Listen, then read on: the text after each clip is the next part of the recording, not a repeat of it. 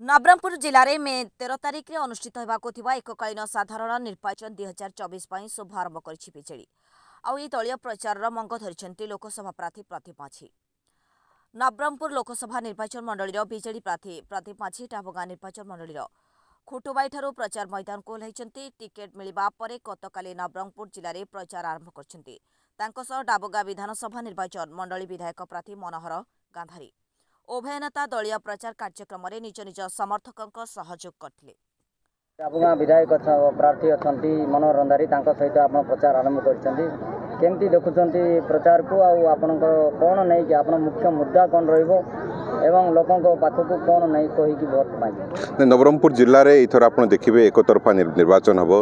जिला परिषद रे जो आम रेकर्ड सृष्टि करथिलु विगत 2 वर्ष तळे एवं सर्वकालीन रेकर्ड भांगी की आमे प्राय समस्त सीट अख्तियार करिथिलु नवरंगपुर जिल्ला रे। ठीक सेही परी नवरंगपुर जिल्लार 4 गोटी सीट 4 गोटी विधायक प्रार्थी विजु जनता दल जितिबाकू जाउची विपुल संख्यार भोट पाइकी।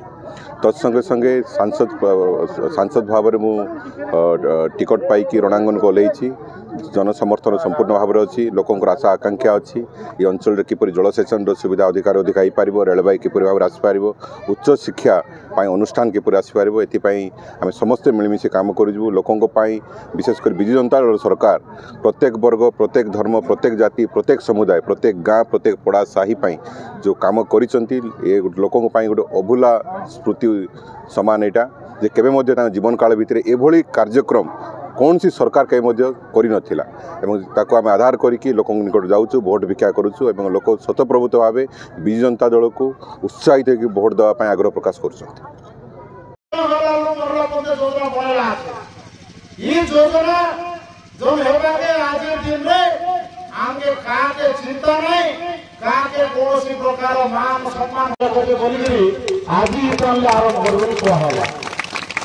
आज जो मीटिंग ये मीटिंग खाली जे मुख्य जी आज booth committee member Nabarangpur Mihir Shankar पात्र रिपोर्ट प्रयाग खबर।